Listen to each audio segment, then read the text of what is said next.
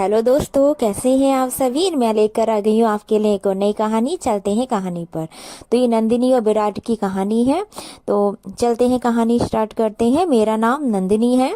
मेरी ऊंचाई 5 feet 2 inch और मैं 27 साल की हूँ। सब कहते हैं कि मैं बहुत ही खूबसूरत और आकर्षक हूँ।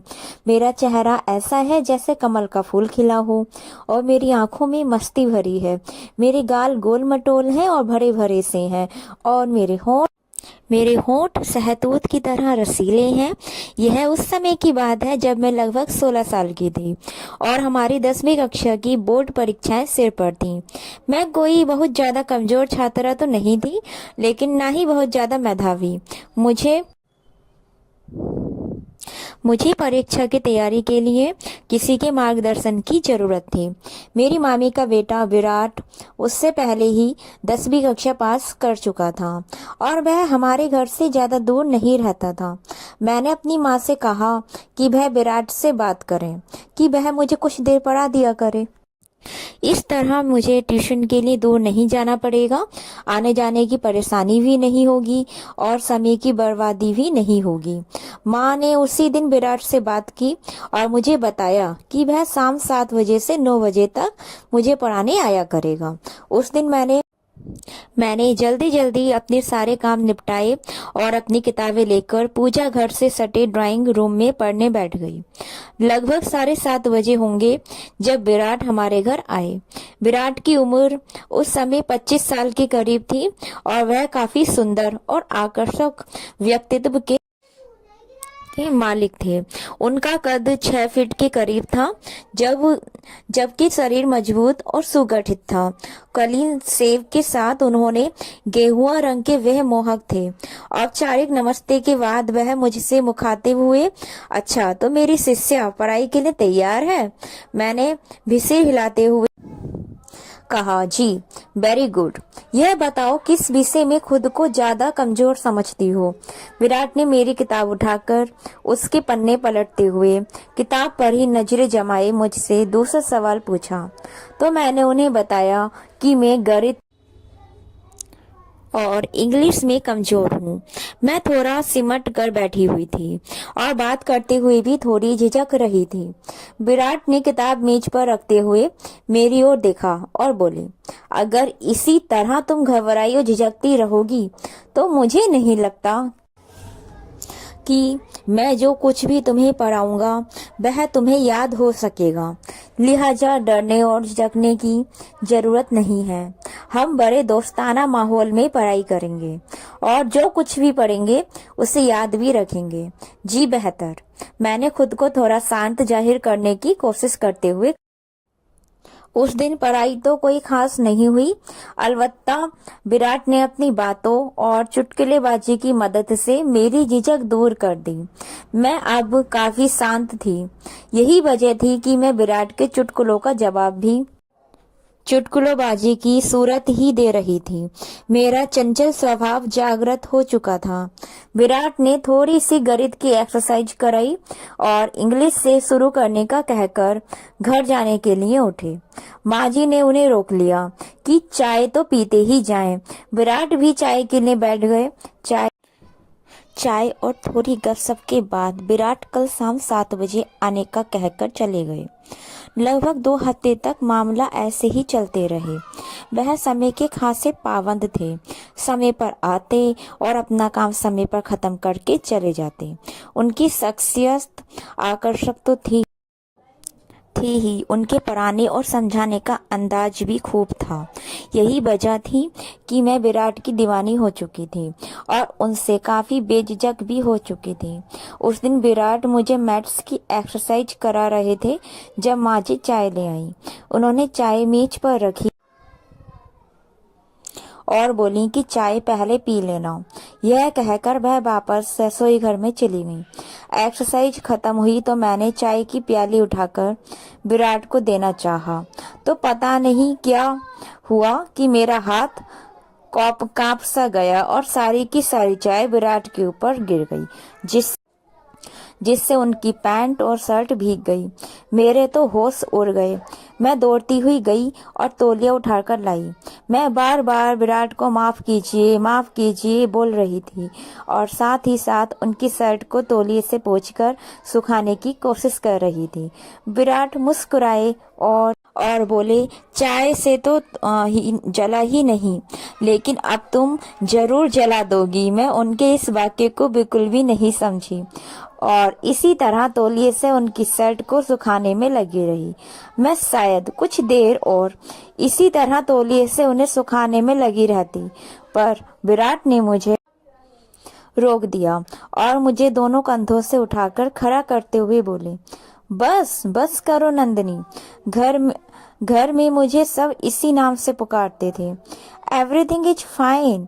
तुम बेवजह परेशान हो रही हो। लेकिन मैं खुद में बहुत शर्मिंदा थी। इसलिए जब मैंने उन्हें इस तरह से सहानुभूति दिखाते देखा तो मेरी आंखों से आंसू निकल गए। उन्होंने जब मुझे रोते देखा तो अपनी बाहों में भरकर मुझे सीने से लगा लिया और माथे पर चुंबन देते हुए बोले, अरे हे पगली, रोती क्यों हो? तुमने जानबूझकर चाय थोड़ी गिराई है, यह तो संयोग से हुआ है। उनके ढांढस बंधाने पर मुझे हिम्मत हुई और मैंने आंसू पोंछते हुए कहा, जानती हूँ कि हादसा हुआ, लेकिन हादसे भी तो किसी न किसी गलती का ही नतीजा होते हैं और इस हादसे की गलती में ही जिम्मेदार हूँ। विराट भी शायद माहौल को खुशनुमा बनाना चाहते थे, इसलिए बोले, नंदिनी, मैं तुम्हें इजाजत देता हूँ कि तुम ऐसे हादसे रोज किया करो।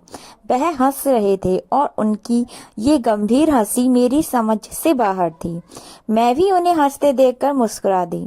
विराट ने कहा, चलो वापस वहीं से शुरू करते हैं जहाँ पर हादसा हुआ था। यह कहते हुए उन्होंने मुझे अपनी बाहों के घेरे से आजाद कर दिया। मैंने वापस अपनी कुर्सी पर बैठकर किताब खोलना चाहा तो विराट ने कहा, आज का काम खत्म समझते हैं। मैं चलता हूँ क्योंकि इस हालत में मैं तुम्हें कुछ नहीं पढ़ा पाऊंगा। विराट अपनी किस हालत के बारे में कह रहे थे मुझे कुछ पता ना चला। मैं तो उस दिन जब बिस्तर पर थी तो यह घटना बार बार मेरे दिमाग में घूम रही थी और यह सब उस समय तो मेरे लिए बेमानी थे, लेकिन अब इन घटनाओं को सोचना अच्छा लग रहा था और मुझे पता ही ना चला कि कब नींद आ गई और मैं नींद की गहरी घाटी में गोते खाने लगी। उस रात मैंने बार बार सपने में विराट को देखा। कभी हम किसी पवित्र नदी के किनारे बैठे बातें कर रहे होते, कभी किसी उद्यान किसी बेंच पर बैठकर रहस्यमयी बातें कर रहे होते, कभी पहाड़ों, जंगलों और रेगिस्तानों में, तो कभी उछलती कूदती समुद्र की लहरों से खेल रहे होते। गर्ज उस रात मैंने और विराट ने मिलकर पूरी दुनिया की सैर की। मैं उस दिन बहुत गहरी नींद सोई। सुबह उठी तो मेरे सपने का हर एक दृश्य मेरे मन में अंकित था। मैं बिस्तर से उठना ही नहीं चाह रही थी। मैं सपनों की दुनिया से निकलना ही नहीं चाह रही थी। मुझे मालूम नहीं हुआ कि ऐसा क्यों था, पर जो भी था बहुत सुखद था। दूसरी शाम जब विराट हमारे घर पहुंचे तो मैं उसी वक्त नहाकर निकली थी। मेरे बाल गीले थे और उनसे अभी तक पानी टपक रहा था। विराट की बार बार उठती हुई नजर को मैं बखूबी महसूस कर सकती थी। मैं तो विराट को सपनों में बसा चुकी थी, लेकिन यहाँ लगता था कि विराट के मन में भी कोई बात चल रही है। पढ़ाई के दौरान आज मेरे दिल में अजीब अजीब ख्याल आ रहे थे। मैं नहीं जानती थी कि प्यार क्या है, लेकिन इतना जरूर था कि विराट के ख्याल मुझे मुग्ध कर रहे थे। जिंदगी में मुझे ऐसी भावनाएं पहले कभी नहीं हुई थी। यूं ही जब विराट मुझे मैथ्स के एक सवाल की एक्सरसाइज करा रहे थे तो मैं उनके साथ बहुत करीब हो गई थी। मैंने ऐसा कोई इरादा नहीं किया था, बल्कि ऐसा होना संयोगवश था। आखिर 9 बजे और विराट घर जाने के लिए उठे तो मैं भी किताबें समेट कर उठी तो उन्होंने करीब से गुजरते हुए बड़ी आहिस्तगी से कहा, नंदिनी, तुम बहुत सुंदर लग रही हो। मैंने चौंक कर उनकी तरफ देखा तो इस दौरान वह मुझसे दूर हो चुके थे। उनके शब्द सारी रात मेरे कानों में गूंजते रहे। शायद महिलाओं के बारे में सच कहा जाता है कि वह बहुत आत्मबोध होती हैं, इसीलिए उनकी तारीफ की जाए तो वह फूली नहीं समाती।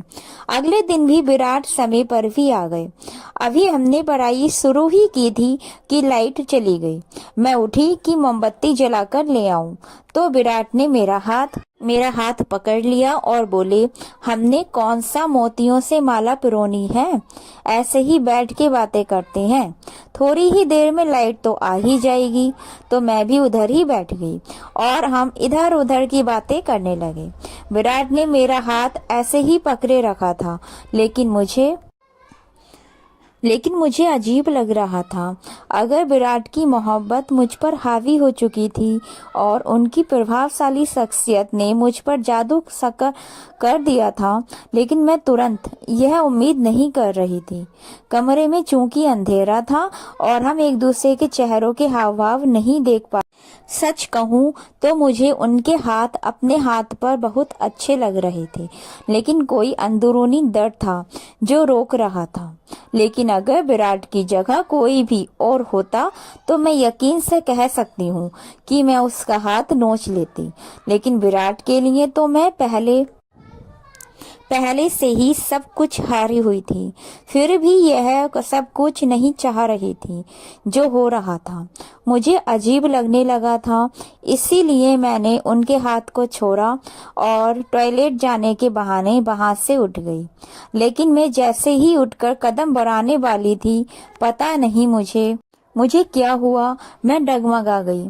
उसी लम्हे विराट ने हाथ बढ़ाकर मुझे सहारा दिया तो मैं गिरने से बच गई। मैं बहुत घबरा गई थी। शायद मैं जल्दी से शौचालय की तरफ भागी। मुझे कोई जरूरत तो नहीं थी, अलबत्ता ठंडे पानी से मुंह पर छींटे मारे तो गर्मी का एहसास कुछ कम हुआ। मैं अभी शौचालय में ही थी कि लाइट आ गई।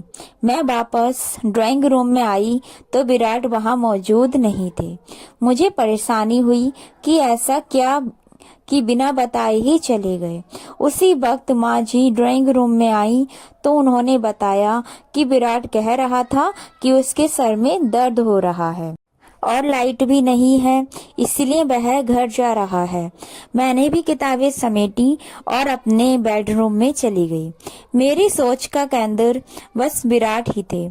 उस रात भी मैं उन्हीं सोचों में डूबी सो गई। सुबह उठी तो विराट की ही याद में सारा दिन खोई रही। शाम होने से पहले ही शाम का बेसब्री से इंतजार करने लगी। मैं चाहती थी कि विराट आज कैसा व्यवहार करते हैं, लेकिन समय होने के बावजूद वह नहीं आए। मैं इंतजार करती रही, लेकिन मेरा इंतजार बस इंतजार ही रहा। वह 8 बजे तक नहीं आए तो मैंने माँ जी से कहा कि खैर वह विराट पता नहीं आज क्यों नहीं आए। माँ जी ने कहा कोई और काम आ गया होगा, इसीलिए नहीं आ सका होगा। मैंने कहा नहीं माँ जी, कल जब वह गए थे तो उनकी तबीयत ठीक नहीं थी। क्या पता वह अभी तक ठीक हुए ना हो। अब मामी को फोन करके उनका पता तो करवाएं। माँ जी को भी जैसे कुछ याद आया तो उन्होंने मौसी जी को फोन लगाया। तब मौसी जी ने बताया कि विराट तो कल से सख्त बुखार में तड़प रहा है। मुझे मालूम हुआ तो सख्त बेचैनी हुई। दिल चाहा कि अभी जाऊं और उसका बुखार खुद पर ले लूं, लेकिन मैं उस वक्त क्या कर सकती थी। सुबह मैं माँ जी को साथ लेकर उनका पता लेने मासी जी के घर गई तो देखा विराट वाकई बुखार की वजह से बिस्तर पर पड़े थे। थोड़ी सी औपचारिक बातचीत के बाद मैं उधर ही मासी जी और मौसी जी भी साथ बैठी अपनी बातों में मसरूफ हो गईं।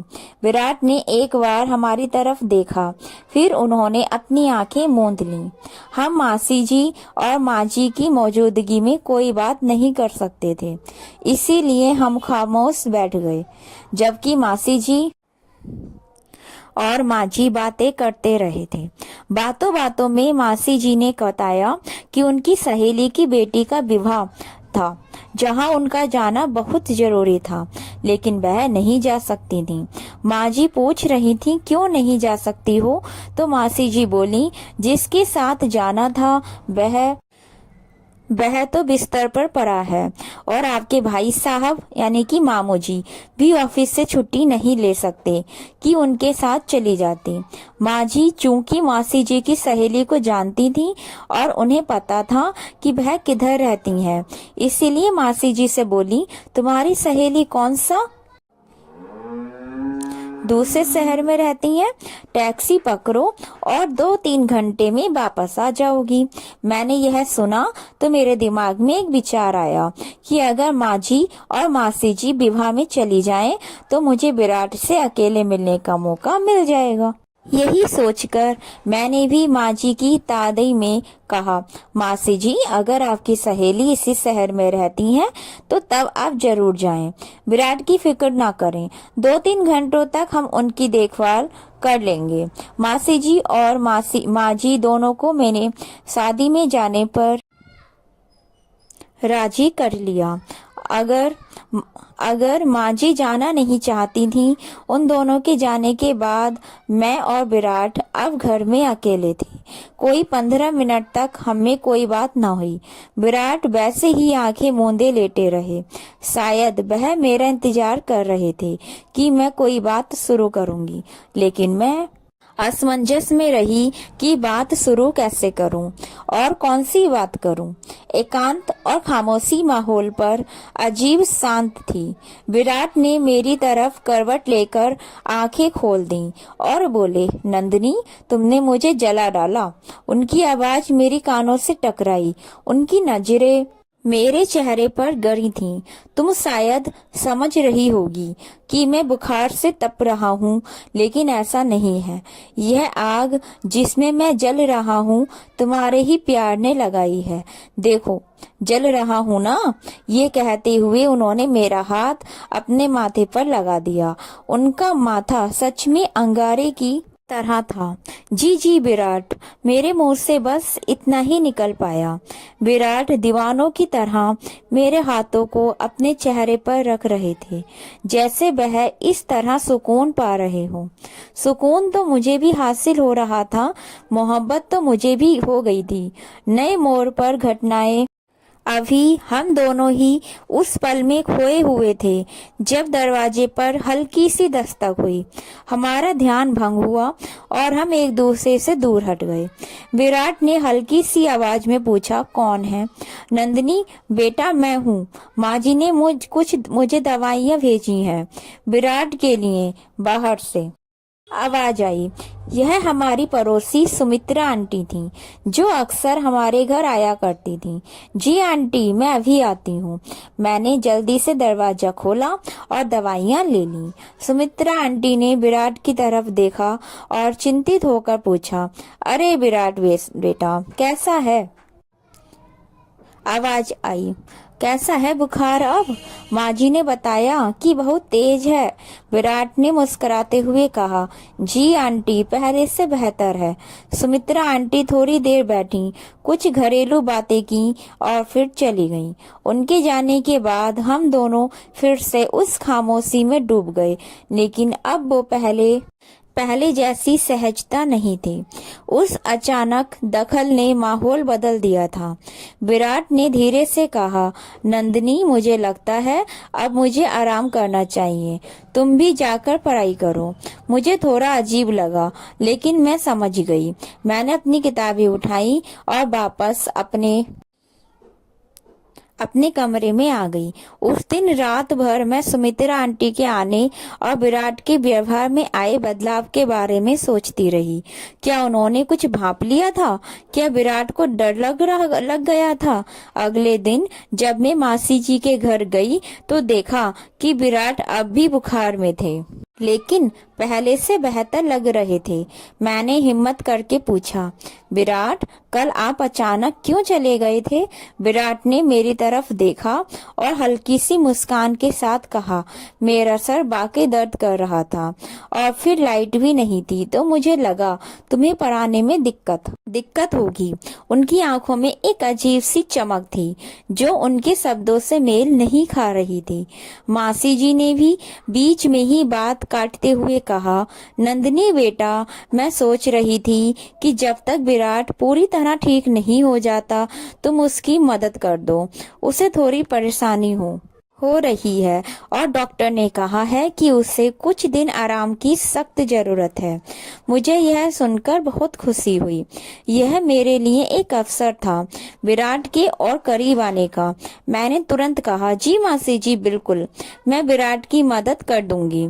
अब हर रोज मैं दोपहर में मासी जी के घर जाती, विराट को दवाइयाँ देती, उनके लिए सब्जियों का सूप बनाती और उन्हें कहानियाँ सुनाती ताकि उनका मन लगा रहे। पढ़ाई का बहाना तो अब बस एक औपचारिकता बन चुका था। हमारी बातें ज्यादातर जिंदगी, सपनों और भविष्य के बारे में होती थी। विराट ने मुझे अपने बचपन के किस्से सुनाए, अपने कॉलेज के दिनों के मजाकिया पल बताए और अपने इंजीनियरिंग के बनने के सपने साझा किए। मैंने भी उन्हें अपनी छोटी छोटी शरारतें और पढ़ाई के अलावा अपनी कलात्मक रुचियों के बारे में बताया। एक दिन जब मैं विराट के पास बैठी थी और उन्हें एक लोक कथा सुना रही थी, उन्होंने अचानक मेरा हाथ थाम लिया। इस बार उनकी पकड़ मजबूत थी और उनकी आंखों में वही चाहत थी जो मैंने उस दिन महसूस की थी जब चाय गिरी थी। उन्होंने हाँ नंदिनी, तुमने मेरी जिंदगी में एक नई रोशनी भर दी है। जब से तुम मेरी देखभाल कर रही हो, मुझे अपनी बीमारी भी अच्छी लगने लगी है। मैं शर्मा गई, लेकिन मैंने अपना हाथ वापस नहीं खींचा। उन्होंने कहा, नंदिनी, मैं तुमसे कुछ कहना चाहता हूँ। मेरा दिल जोर से धड़कने लगा। मुझे लगा कि वह वही बात कहेंगे जो मैं सुनना चाहती थी, लेकिन तभी दरवाजे पर फिर से दस्तक हुई। इस बार माँ जी और मासी जी वापस आ चुकी थीं। हम दोनों तुरंत एक दूसरे से दूर हट गए। मेरा चेहरा लाल पड़ गया था और विराट भी थोड़े असहज लग रहे थे।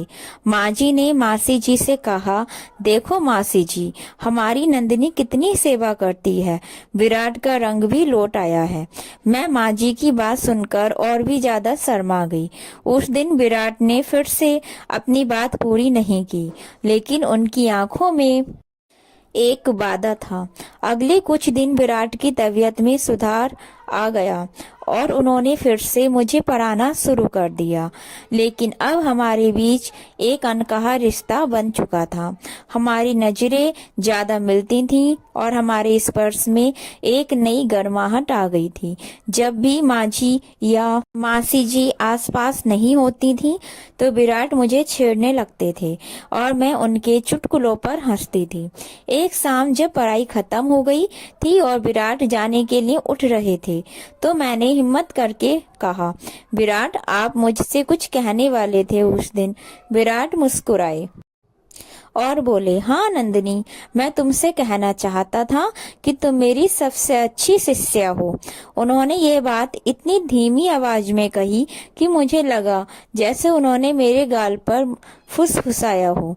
मैं थोड़ा निराश हुई, लेकिन फिर उन्होंने मेरा हाथ थामा और मेरे कान में फुसफुसाए, और मैं तुम्हें अपनी जिंदगी की सबसे खास दोस्त बनाना चाहता हूँ। क्या तुम मेरा हाथ थामकर जीवन भर मेरे साथ चलोगी? मेरे दिल ने खुशी से उछलकर भांगड़ा किया। मैं बस मुस्कुरा दी और उनका हाथ थामे रखा। बस उस दिन के बाद हमारी पढ़ाई सिर्फ किताबों तक सीमित नहीं रही, बल्कि हमने जीवन की सबसे खूबसूरत पाठ पढ़ना शुरू कर दिया था। दोस्तों, अगर आपको मेरी कहानी अच्छी लगी हो तो प्लीज मेरे चैनल को लाइक शेयर सब्सक्राइब कर लीजिए और मेरी आने वाली वीडियो जरूर देखें। मैं आपको नई नई पोस्ट डेली अपलोड करती रहूंगी। धन्यवाद।